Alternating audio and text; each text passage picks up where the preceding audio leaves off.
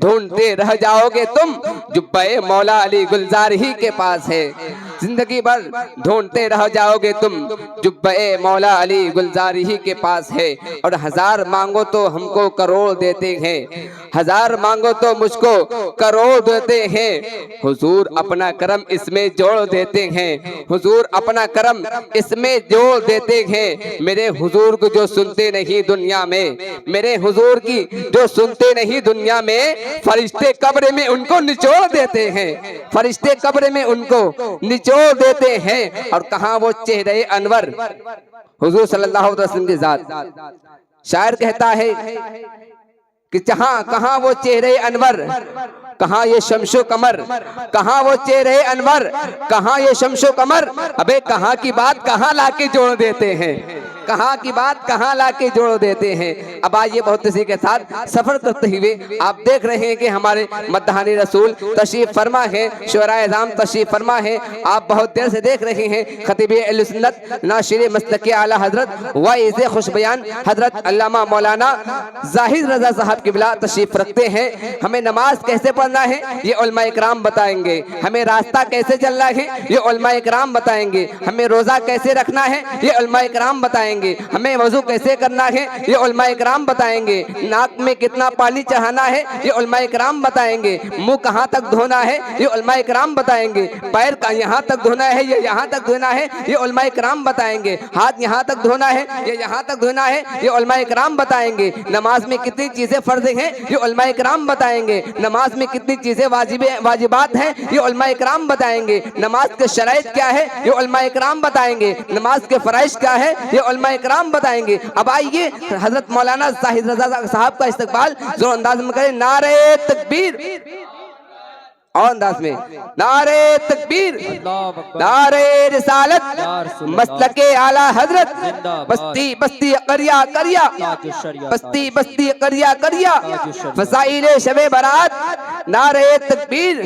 نعرہ رسالت۔ فقط اس شعر کے ساتھ مختصر سی میری کہانی ہے، بس یہی میری زندگانی ہے، مختصر سی میری کہانی ہے، بس یہی میری زندگانی ہے، جتنی سانسوں نے تیرا نام لیا بس وہی میری زندگانی ہے، بس وہی میری زندگانی ہے۔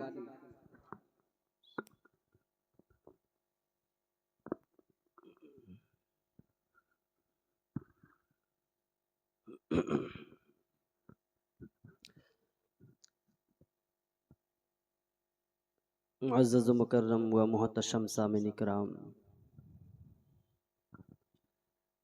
السلام علیکم ورحمۃ اللہ۔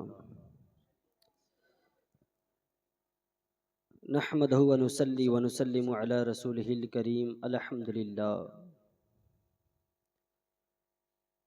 الحمدللہ رب العالمین والعاقبۃ للمتقین، والصلاة والسلام علی حبیبہ الکریم، اما بعد فاعوذ باللہ من الشیطان الرجیم، بسم اللہ الرحمن الرحیم، یا ایہا الذین آمنوا اتقوا اللہ حق تقاتہ، صدق اللہ العظیم وصدق بلغنا رسولہ النبی الامین المتین الکریم، ونحن علی ذلک لمن الشاہدین والشاکرین والذاکرین والحمد للہ رب العالمین۔ حضرات گرامی وقار، آئیے سب سے پہلے ہم اور آپ مل کر اپنے اور ساری جہان کی مرکزی عقیدت، بے کسوں کے کس، بے بسوں کے بس، بے سہاروں کے سہارے، سنہری جالیوں میں آرام فرمانے والے، رحمت دو عالم، برکت دو عالم، عظمت دو عالم، شہنشاہ دو عالم، مصطفیٰ جان دو عالم صلی اللہ تعالی علیہ وسلم کی بارگاہ میں اپنی غلامی کا ثبوت پیش کرتے ہوئے عقیدت و محبت کی بھرپور توانائی کے ساتھ درود شریف کا ہدیہ پیش کرے، پڑھیے بآواز بلند، اللہ رب محمد صلی اللہ علیہ وسلم، نحن عباد محمد صلی اللہ علیہ وسلم۔ حضرات گرامی وقار، یہ بتانے کی ضرورت تو نہیں کہ کس مناسبت سے اس محفل پاک کا انعقاد کیا گیا ہے۔ آپ تمامی حضرات کو معلوم ہے کہ فضائل شب برات و استقبال رمضان، اس مناسبت سے اس کے طرف نسبت کرتے ہوئے اس محفل پاک کا انعقاد کیا گیا ہے، تو میں بھی کوشش کروں گا کہ اسی کے حوالے سے چند باتیں آپ کے گوشے گزار کروں۔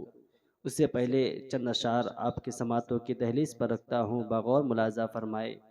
شاعر کہتا ہے کہ طریقہ مصطفیٰ کو چھوڑنا ہے وجہ بربادی، طریقہ مصطفیٰ کو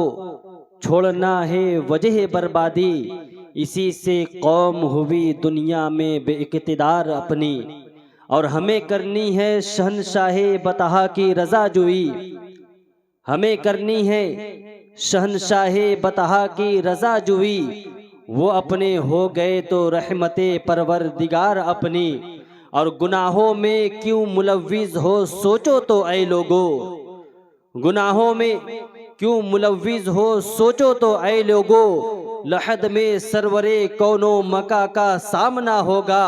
اور حدیث معتبر الفقر فخری جو یاد رکھے، وہ احساس غریبی میں ہرگز نہ مبتلا ہوگا۔ حضرات گرامی وقار،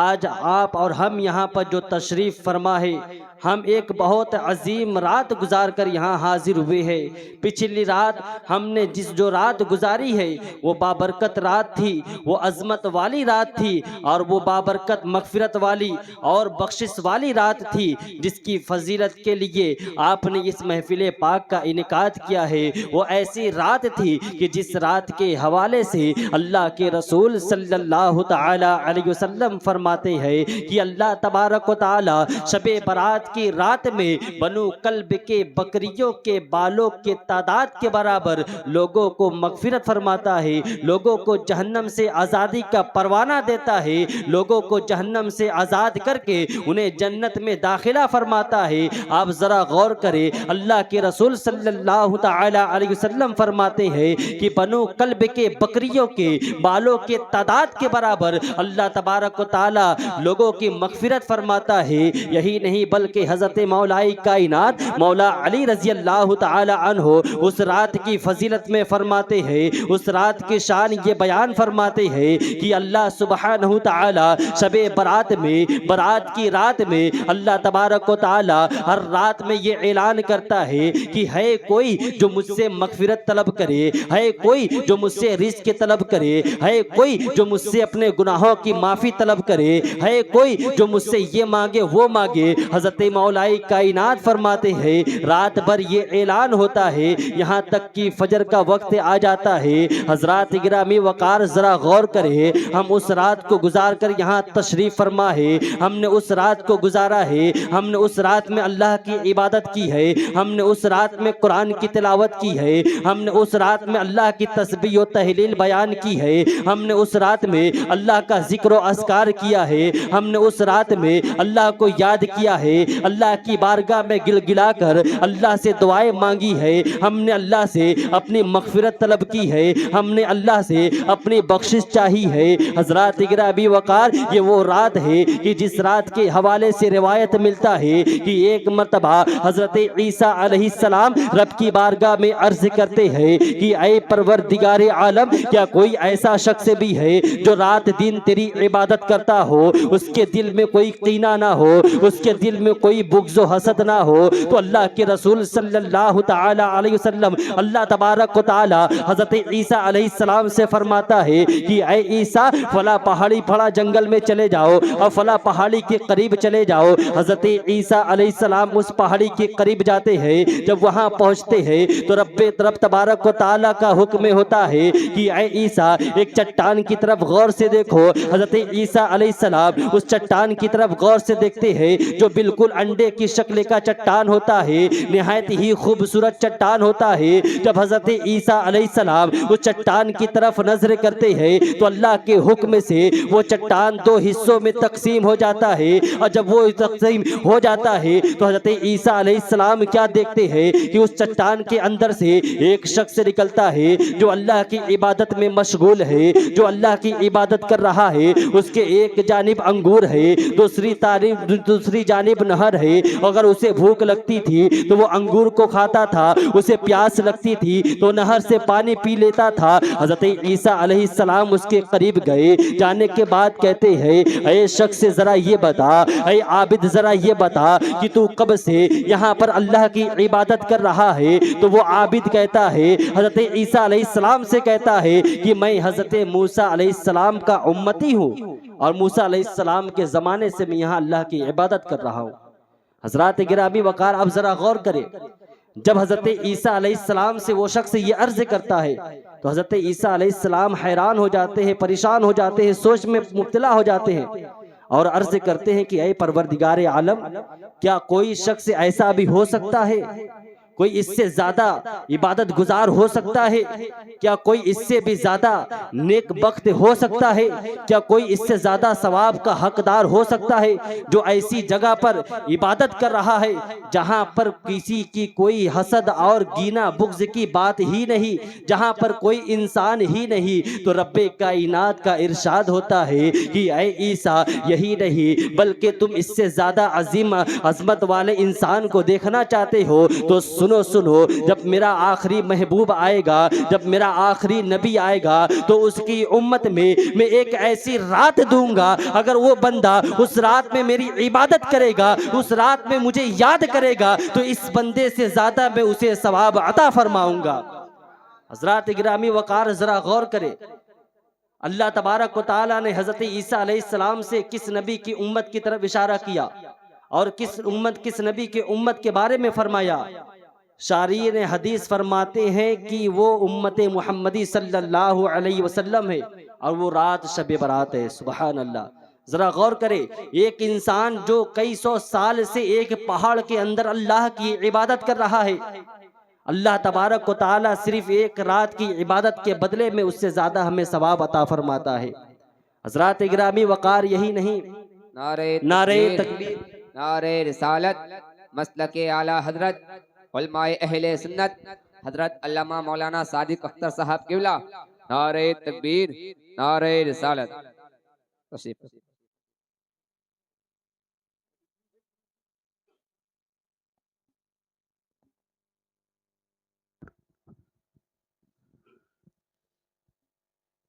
माशाअल्लाह, सुबहान अल्लाह। हज़रात गिरामी वक़ार, आपके सामने हज़रत अल्लामा मौलाना खलीफ़े हुज़ूर कमाल मिल्लत साहब आपके दरमियान में तशरीफ़ फरमा हो गए हैं। आप हज़रत की ज़ियारत करें और इस नाचीज़ की चंद बातें सुनने की कोशिश करें। तो हज़रात गिरामी वक़ार, आइए दुरूद शरीफ पढ़े, अल्लाहु रब्बु मुहम्मदिन सल्लल्लाहु अलैहि वसल्लम नहनु इबादु मुहम्मदिन सल्लल्लाहु अलैहि वसल्लम। तो मैंने कुरान अज़ीम फ़ुरक़ान हमीद बुरहान रशीद किताब मुबीन से जिस आयत करीमा की तिलावत करने का शर्फ़ हासिल किया, अल्लाह सुब्हानहु तआला कुरान मुक़द्दस में इरशाद फरमाता है, या अय्युहल्लज़ीना आमनुत्तक़ुल्लाह हक़्क़ा तुक़ाती, कि ऐ ईमान वालो, अल्लाह से डरो और ऐसा डरो जैसा डरने का हक है। हज़रात गिरामी वक़ार, याद रखे, जो जितना बड़ा आलिम होगा उसके दिल में अल्लाह का खौफ उतना ज़्यादा होगा, जो जितना बड़ा होगा उसके दिल में अल्लाह की खशियत उतना ज़्यादा मौजूद होगी। हज़रात गिरामी वक़ार, आप अल्लाह से डरने का मतलब क्या है, अल्लाह से खौफ रखने का मतलब क्या है? तो हुज्जतुल इस्लाम इमाम गज़ाली रहमतुल्लाह अलैह फरमाते हैं कि अल्लाह से डरने का मतलब ये है, अल्लाह से खौफ रखने का मतलब ये है कि अल्लाह तबारक व तआला ने तुम्हें जिस जगह पर जाने से मना कर दिया हो उस जगह पर तुम्हें अल्लाह ना देखे, जो काम करने से अल्लाह ने तुम्हें रोक दिया हो वो काम करते हुए तुम्हें अल्लाह ना देखे, ये अल्लाह के डर की सही तारीफ है। हज़रात गिरामी वक़ार, ज़रा गौर करें, वरना आप समंदर की बुलंदियों पर जाकर गुनाह करें तो भी अल्लाह देखता है, अगर आप आसमान की बुलंदियों पर जाकर गुनाह करें तो भी अल्लाह देखता है, अगर आप पहाड़ों की बुलंदी पर जाकर गुनाह करें तो भी अल्लाह देखता है, अगर आप अपने कमरे के अंदर बंद होकर तन्हाई में गुनाह करें तो भी अल्लाह देखता है। कोई भी ऐसी जगह नहीं, कोई भी ऐसा मकाम نہیں جو اللہ سے پوشیدہ ہو, جو اللہ سے چھپی ہوئی ہو. حضرات گرامی وقار, تو پتہ کیا چلا کہ آپ اللہ سے خوف رکھنے کا مطلب یہ ہے, اگر آپ کے دل میں اللہ کی خشیت ہے, اگر آپ اللہ سے ڈرنے کا دعویٰ کرتے ہیں, تو آپ کو ایسی چیزوں سے پرہیز کرنا ہوگا جہاں پر اللہ نے جانے سے منع کر دیا ہو, جس کام سے اللہ نے روک دیا ہو. ورنہ آپ کہیں بھی جا کر گناہ کرے, آپ اللہ کی نظر میں ہے, اللہ آپ کو دیکھ رہا ہے. بلکہ ایک مقام پر اللہ تبارک و تعالیٰ تو یوں ارشاد فرماتا ہے, ان اللہ کان علیکم رقیبا, کہ بے شک اللہ تم پر کڑی نگرانی کر رہا ہے. حضرات گرامی وقار, اب ذرا غور کریں, اگر ہم کہیں جاتے ہیں کسی کے مکان میں یا دکان میں, تو ہماری نظر جیسے ہی پڑتی کہ آپ سی سی ٹی وی کیمرے کے نظر میں ہیں, تو فوراً ہم اپنے آپ کے اعتبار سے احتیاط کرنا شروع کرتے ہیں کہ ہم سی سی ٹی وی کے کیمرے کے نظر میں ہے. انسان کوئی غلط حرکت نہیں کرتا, انسان کوئی ایسا کام نہیں کرتا جس کی وجہ سے اس کی بدنامی ہو جائے, جس کی وجہ سے اس کی نچائی ہو جائے. اب ذرا غور کرے, اللہ تبارک و تعالی ہمیں دیکھ رہا ہے, ہم شراب پی رہے ہیں, رب کائنات ہمیں دیکھ رہا ہے, ہم چوری کر رہے ہیں, اللہ ہمیں دیکھ رہا ہے, ہم جھوٹ بول رہے ہیں, اللہ ہمیں دیکھ رہا ہے, ہم چگلی کر رہے ہیں, اللہ ہمیں دیکھ رہا ہے, ہم حسد کر رہے ہیں, اللہ ہمیں دیکھ رہا ہے, ہم نمازوں کو ترک کر رہے ہیں, اللہ ہمیں دیکھ رہا ہے, ہم روزوں کو ترک کر رہے ہیں, اللہ ہمیں دیکھ رہا ہے, ہم والدین کی نافرمانی کر رہے ہیں, اللہ ہمیں دیکھ رہا ہے, ہم گناہ پر گناہ کرتے ہوئے جا رہے ہیں. حضرات گرامی وقار, اگر آپ کے دل میں اللہ کا خوف ہے, اگر آپ کے دل میں خشیت ربانی ہے, تو آپ کو رب کی بارگاہ میں توبہ کرنی ہوگی اپنے گناہوں سے, اپنے گناہوں سے توبہ کر کے آپ کو رجوع کرنا ہوگا. حضرات گرامی وقار, یہی نہیں بلکہ انسان اللہ کی بارگاہ میں اپنے گناہ کے حوالے سے شرمندہ ہو جائے اور گناہوں سے توبہ کرے, تو پھر اللہ تبارک و تعالیٰ اسے کیا مقام عطا فرماتا ہے. یاد رکھے, حجت الاسلام امام غزالی رحمت اللہ علیہ اپنی کتاب میں نقل فرماتے ہیں کہ ایک نوجوان تھا اور اس کا دل ایک نوجوان لڑکی پر آ گیا, وہ اس پر فریفتہ ہو گیا, وہ اس سے پیار کرنے لگا. اسے کسی کے ذریعے سے خبر ملی کہ جس سے وہ پیار کرتا ہے, جس پر اس کا دل آ گیا ہے, وہ کسی قافلے کے ساتھ ایک سفر پر روانہ ہو رہی ہے. وہ نوجوان دھیرے دھیرے اس کے پیچھے جاتا ہے اور اسی قافلے میں شامل ہو جاتا ہے. اب قافلہ روانہ ہوتا ہے, ایک جنگل میں جب وہ قافلہ پہنچتا ہے, لوگ رات ہوتی ہے وہیں پر ٹھہر جاتے ہیں اور وہاں پر سو جاتے ہیں. وہ نوجوان دھیرے سے اٹھتا ہے, اس نوجوان لڑکی کے قریب جاتا ہے, جانے کے بعد کہتا ہے کہ اے لڑکی, میں تجھ سے بڑا پیار کرتا ہوں, میں تجھ سے محبت کرتا ہوں, تیری محبت کی بنیاد پر یہاں میں تیرے پیچھے پیچھے آیا, میں نے اس قافلے میں میں شامل ہو گیا, میں نے اس قافلے کو پکڑ لیا. وہ لڑکی کہتی ہے, اچھا تو مجھ سے پیار کرتا ہے؟ وہ نوجوان کہتا ہے, ہاں میں تجھ سے بہت پیار کرتا ہوں اور میں تجھ سے اپنے دل کی خواہش چاہتا ہوں, میں اپنے نفس کی خواہش چاہتا ہوں, میں تجھ سے اپنے نفس کی پیاس کو بجھانا چاہتا ہوں. وہ لڑکی کہتی ہے, اچھا ایسی بات ہے تو جاؤ ذرا دیکھ آؤ, کہیں ایسا تو نہیں کہ قافلے والوں میں سے کوئی جاگ رہا ہو, ذرا دیکھ کر آؤ سب سوئے ہیں یا جاگ رہے ہیں. وہ نوجوان اٹھتا ہے, پورے قافلے کا مشاہدہ کرتا ہے, مشاہدہ کرنے کے بعد اس نوجوان لڑکی کے قریب آتا ہے. آنے کے بعد کہتا ہے, نہیں نہیں, کوئی جاگ نہیں رہا ہے بلکہ سب سو رہے ہیں, سب غافل پڑے سو رہے ہیں. جب وہ نوجوان یہ کہتا ہے تو وہ لڑکی کہتی ہے, اچھا ذرا یہ بتاؤ کہ رب کے بارے میں تیرا کیا خیال ہے, کیا رب بھی غافل سو رہا ہے؟ اور وہ نوجوان کہتا ہے, نہیں نہیں, بلکہ رب تو جاگ رہا ہے, رب سونے سے پاک ہے, رب اونگنے سے پاک ہے, اللہ تبارک و تعالی ہمیں دیکھ رہا ہے. تو وہ لڑکی کہتی ہے کہ اے نوجوان, قافلے کے لوگ اگرچہ مجھے نہیں دیکھ رہے ہیں, اگر وہ ہمیں نہیں دیکھ رہے ہیں, ہمیں ان سے کوئی خوف نہیں ہے, مگر اللہ تو ہمیں دیکھ رہا ہے. ہمیں اللہ سے ڈرنا چاہیے اور اللہ سے ڈر کر اس گناہ کو چھوڑ دینا چاہیے. حضرات گرامی وقار, جیسے ہی وہ نوجوان لڑکی اس نوجوان سے یہ کہتی ہے, اس کے دل میں یہ بات گھر کر جاتی ہے, اس کے دل میں فوراً اللہ کا خوف پیدا ہوتا ہے. وہ نوجوان اپنے گناہوں سے رجوع کرتا ہے, گناہوں سے توبہ کرتا ہے, پھر واپس اپنے گھر لوٹ آتا ہے. کچھ دنوں کے بعد اس کا انتقال ہوتا ہے تو اس کے ساتھیوں میں سے کسی نے اسے خواب میں دیکھا کہ وہ جنت کی بہاروں میں ٹہل رہا ہے، تو اس نے اس سے پوچھا کہ اے نوجوان ذرا یہ بتا آخر تو ایسا کون سا عمل کر کے آیا جس کی وجہ سے تجھے جنت اتنی آسانی سے مل گئی؟ وہ نوجوان کہتا ہے نہ پوچھ کہ جنت مجھے آسانی سے کیسے مل گئی، وہ کہتا ہے ذرا بتا تو صحیح آخر یہ جنت تجھے اتنی آسانی سے ملی تو ملی کیسے؟ وہ نوجوان کہتا ہے دراصل بات یہ ہے کہ اللہ کے خوف سے میں نے صرف ایک گناہ چھوڑ دیا تھا، اللہ کی خشیت سے، اللہ کے ڈر سے میں نے ایک گناہ کو ترک کر دیا تھا، تو اللہ تبارک و تعالیٰ نے اس گناہ کی چھوڑنے کی برکت سے میرے تمام گناہوں کو بخش دیا، میرے تمام گناہوں کو معاف فرما دیا اور مجھے جنت میں یہ مقام عطا فرمایا۔ تو پتہ کیا چلا پیارے، اگر انسان گناہ کرنے کے لیے نکلتا ہے، اگر اس کے دل میں یہ خیال آ جائے کہ اللہ مجھے دیکھ رہا ہے، اللہ کے نظر میں ہوں، اللہ مجھے دیکھ رہا ہے، اللہ مجھ پر نگرانی کر رہا ہے، اور انسان اس خوف سے اس گناہ کو ترک کر دے، اس گناہ کو چھوڑ دے، تو اللہ تبارک و تعالیٰ اسے یہ مقام عطا فرماتا ہے کہ اسے جنت الفردوس میں اعلیٰ مقام عطا فرماتا ہے۔ حضرات گرامی وقار، ساتھ ہی ساتھ آپ کو معلوم ہے کہ یہ محفل پاک استقبال رمضان کے لیے بھی سجایا گیا ہے، تو آئیے چند باتیں صرف مختصر میں اس کی طرف میں آپ کو لے کر چلتا ہوں۔ شاعر کہتا ہے کہ اللہ اللہ خیر سے پھر آمد رمضان ہے، اللہ اللہ خیر سے پھر آمد رمضان ہے، جس میں ہر سو معجزن رحمت رحمان ہے۔ اللہ اللہ خیر سے پھر آمد رمضان ہے، جس میں ہر سو معجزن رحمت رحمان ہے۔ اور آگے ارشاد فرماتا ہے شاعر کی سحریوں افطاریوں کی نور برساتی فضا، سحریوں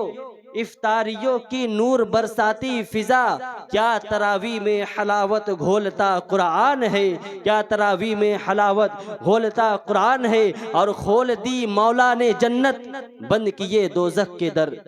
کھول دی مولا نے جنت بند کیے دوزخ کے در، باندھ کے شیطان رب نے کر دیا احسان ہے۔ حضرات گرامی وقار، اب اس مبارک مہینے کو چھوڑنے کے بعد ہم پھر ایک مبارک مہینے میں داخل ہونے والے ہیں۔ یہ ابھی بابرکت رات گزری ہے، عظمت والی رات گزری ہے، مغفرت والی رات گزری ہے، بخشش والی رات گزری ہے، پھر اللہ کے فضل و کرم سے ہمارے درمیان ایک برکت والا مہینہ آنے والا ہے، عظمت والا مہینہ آنے والا ہے، مغفرت والا مہینہ آنے والا ہے، بخشش والا مہینہ آنے والا ہے۔ اللہ تبارک و تعالیٰ کے فضل و کرم سے ہمارے درمیان وہ مہینہ آنے والا ہے کہ جس مہینے کے حوالے سے اللہ کے رسول صلی اللہ تعالی علیہ وسلم ارشاد فرماتے ہیں کہ اس مہینے کا پہلا عشرہ رحمت ہے، دوسرا عشرہ مغفرت ہے، اور تیسرا عشرہ جہنم سے آزادی کا ہے۔ وہ مبارک مہینہ آنے والا ہے کہ وہ رمضان شریف کا مہینہ آنے والا ہے کہ رمضان شریف کی پہلی رات میں اللہ تبارک و تعالی اپنی مخلوق پر نظر رحمت فرماتا ہے۔ وہ مہینہ آنے والا ہے کہ جس مہینے میں انسان روزہ رکھتا ہے، اس مہینے کے روزہ رکھنے کا اللہ تبارک و تعالی لوگوں کو صدیقین اور شہداء کا ثواب عطا فرماتا ہے۔ رمضان شریف میں اللہ تبارک و تعالی پورے سال جنت کو آراستہ کرتا ہے۔ رمضان شریف میں اللہ تبارک و تعالی آسمان کے دروازے کو کھول دیتا ہے۔ رمضان شریف میں اللہ رب العزت تمام شیاطین کو قید کر دیتا ہے، اور اس مہینے میں رمضان شریف میں ہمارے حضور کی خاص عطا ہوتی ہے، اور اس مبارک مہینے میں ہماری بخشش کر دی جاتی ہے، ہماری مغفرت کر دی جاتی ہے۔ اب ذرا غور کرے پیارے، وہ مبارک مہینہ آنے والا ہے، وہ رحمتوں والا مہینہ آ رہا ہے، وہ برکتوں والا مہینہ آ رہا ہے، وہ پیارا مہینہ آ رہا ہے جس میں ہم اللہ کو کثرت سے یاد کرتے ہیں، جس میں ہم تراویح کا اہتمام کرتے ہیں، جس میں ہم نماز کی پابندی کرتے ہیں، جس میں ہم قرآن کی تلاوت کرتے ہیں، جس میں ہم خوشی خوشی سحری کرتے ہیں، جس میں ہم اللہ کی رضا کے لیے افطاری کرتے ہیں۔ وہ مبارک مہینہ آنے والا ہے حضرات گرامی وقار، تو ہمیں کرنا کیا ہے؟ ہمیں کرنا یہ ہے کہ ہم اس ماہ مبارک کا احترام کریں، ہم اس مہینے کی تعظیم کریں۔ حضرات گرامی وقار، ماہ رمضان شریف جو اللہ کی نشانی ہے، آخر اس کا احترام کیا ہے، اس کی تعظیم کیا ہے؟ تو ہمارے اسلاف فرماتے ہیں کہ رمضان شریف کی تعظیم یہ ہے کہ انسان اس میں اللہ کی عبادت کا اہتمام کرے۔ رمضان کا احترام یہ ہے کہ اس میں لوگ گناہوں کو ترک کر دے، گناہوں کو چھوڑ دے۔ حضرات گرامی وقار، وہ مبارک مہینہ آنے والا ہے کہ جس مہینے کے بارے میں میرے آقا کریم مصطفیٰ جان رحمت صلی اللہ تعالی علیہ وسلم ارشاد فرماتے ہیں، اللہ تبارک و تعالیٰ کے پیارے محبوب فرماتے ہیں کہ اس ماہ مبارک میں اگر کوئی ایک نیکی کرتا ہے اسے 70 گنا ثواب ملتا ہے۔ اللہ کے رسول صلی اللہ تعالی علیہ وسلم جب ماہ رمضان المبارک کا مہینہ قریب آتا تھا تو اپنے پیارے صحابہ کو عبادت کا ذوق دلانے کے لیے، اپنے صحابہ کو عبادت کا شوق دلانے کے لیے، اپنے صحابہ کرام کے دل کے اندر عبادت کا جذبہ پیدا کرنے کے لیے اللہ کے پیارے رسول صلی اللہ تعالی علیہ وسلم انہیں رمضان شریف کی اہمیت بتاتے تھے، ان کے درمیان رمضان کی برکتوں کو بیان کرتے تھے، رمضان کی عظمتوں کو بیان کرتے تھے۔ حضرات گرامی وقار، ذرا غور کریں، اللہ کے رسول صلی اللہ تعالی علیہ وسلم ارشاد فرماتے ہیں وہ مبارک مہینہ ہے کہ جس ماہ مبارک میں اللہ تبارک و تعالی ہر ساعت میں لوگوں کی مغفرت فرماتا ہے، گناہ گاروں کو جہنم سے آزاد فرماتا ہے۔ مگر حضرات گرامی وقار، ذرا غور کریں، وہ سحری کا وقت کتنا پیارا ہے، وہ کتنا اچھا وقت ہوتا ہے، افطاری کا وقت کتنا پیارا ہے، لیکن ہم بھی ان وقتوں میں غفلت برتتے ہوئے نظر آتے ہیں، ہم ان وقتوں میں بھی غافل رہتے ہوئے نظر آتے ہیں۔ ذرا غور کریں، زندگی اور موت کا کوئی بھروسہ نہیں ہے، ہر وقت موت کی تلوار ہمارے گردن پر لٹک رہی ہے۔ یاد رکھیں، ہر گزرنے والا دن ہمیں ہماری موت سے قریب کر رہا ہے، ہر گزرنے والا گھنٹہ ہمیں ہماری موت سے قریب کر رہا ہے، ہر گزرنے والا منٹ ہمیں ہماری موت سے قریب کر رہا ہے، ہر گزرنے والا سیکنڈ ہمیں ہماری موت سے قریب کر رہا ہے۔ اور موت وہ ہے جو دو محبوبوں کے درمیان جدائیگی پیدا کرتی ہے، جو دو لوگوں کے درمیان اضطراب پیدا کرتی ہے۔ اگر انسان کے پاس مکان ہے اسے چھوڑنا پڑتا ہے، اگر انسان کے پاس دکان ہے اسے چھوڑنا پڑتا ہے، اگر انسان کے پاس اولاد ہے اسے چھوڑنا پڑتا ہے، اگر انسان کے پاس بینک بیلنس ہے، بنگلہ گاڑی ہے، اسے چھوڑنا پڑتا ہے۔ تو حضرات گرامی وقار، ہمیں چاہیے کہ ہم اپنے قبر کی تیاری کریں، ہمیں چاہیے کہ ہم اپنے حشر کی تیاری کریں۔ یاد رکھیں، حشر میں صرف دو ہی جگہ ہے، ایک جنت ہے اور ایک جہنم ہے۔ جہنم میں کون ہے؟ جہنم میں فرعون ہے، جہنم میں نمرود ہے، جہنم میں قارون ہے، جہنم میں ابو جہل ہے، جہنم میں ابو لہب ہے، جہنم میں عتبہ شیبہ ہے۔ اور جنت میں کون ہے؟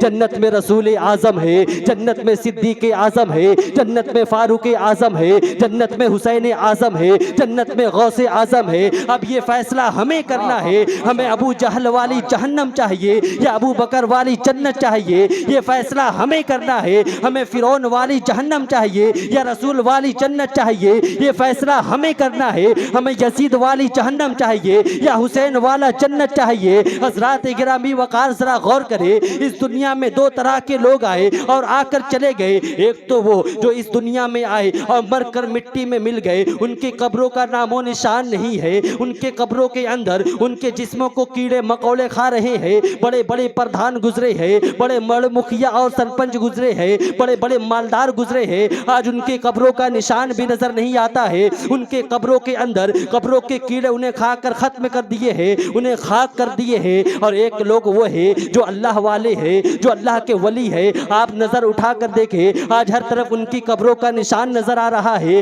آج لوگ انہیں یاد رکھ رہے ہیں۔ اب ذرا غور کریں اور سوچیں، اور ذرا غور کر کر سوچنے کی کوشش کریں کہ فرعون کتنا بڑا بادشاہ تھا، مر گیا مٹ گیا۔ نمرود کتنا بڑا بادشاہ تھا، مر گیا مٹ گیا۔ حامان کتنا بڑا تھا، مر گیا مٹ گیا۔ ابو جہل کتنا بڑا سردار تھا، مر گیا مٹ گیا۔ ابو لہب کتنا بڑا تھا، مر گیا مٹ گیا۔ لیکن ذرا غور کریں، وہ اللہ والے جن کے مزار پر ہم جاتے ہیں، صرف چادر چڑھا کر چلے آتے ہیں، صرف پھول ڈال کر چلے آتے ہیں، ہم اور غور نہیں کرتے ہیں کہ اللہ والوں کی مزار ہمیں کیا پیغام دے رہا ہے۔ حضرات گرامی وقار، بڑے بڑے بادشاہ آئے، مر کر چلے گئے، کیڑے مکوڑے انہیں کھا گئے ہیں، لیکن ذرا غور کریں، خواجہ غریب نواز کو آج پورا ہندوستان یاد کر رہا ہے، حضور غوث اعظم کو آج ساری دنیا یاد کر رہی ہے، حضور اعلیٰ حضرت کو آج ساری دنیا یاد کر رہی ہے، حضور مفتی اعظم ہند کو آج ساری دنیا یاد کر رہی ہے، حضور تاج الشریعہ کو آج ساری دنیا یاد کر رہی ہے۔ حضرات گرامی وقار، تو پتہ کیا چلا، جو بھی انسان اللہ اور اس کے رسول کی محبت کو چھوڑ کر مرتا ہے یہ اسی طرح وہ مٹا دیا جاتا ہے، اور جو اللہ اور اس کے رسول کی محبت میں مرتا ہے قیامت تک اسے لوگ یاد رکھتے ہیں۔ تبھی تو شاعر کہتا ہے کہ مٹا دو اپنی ہستی کو گر کچھ مرتبہ چاہو، کہ دانا خاک میں مل کر گلے گلزار ہوتا ہے۔ نعرہ تکبیر، حضرات نعرہ رسالت، مسلک اعلی حضرت، فضائل شب برات، استقبال رمضان، نعرہ تکبیر، نعرہ رسالت، علماء اہل سنت۔ واہ واہ ماشاءاللہ۔ حضرات گرامی وقار، میرے خیال سے جتنا مجھے ٹائم دیا گیا تھا زیادہ ہو رہا ہے، اسی لیے میں اپنے تقریر کو یہی ختم کرتا ہوں۔ دوران گفتگو کسی بھی قسم کی غلطی ہوئی ہو، رب کائنات کی بارگاہ میں دعا ہے کہ اپنے حبیب مصطفیٰ جان رحمت صلی اللہ تعالی علیہ وسلم کے صدقہ طوفیل میں معاف فرمائے۔ استغفر اللہ ربی من کل ذنب واتوب الیہ وما علینا الا البلاغ۔ السلام علیکم۔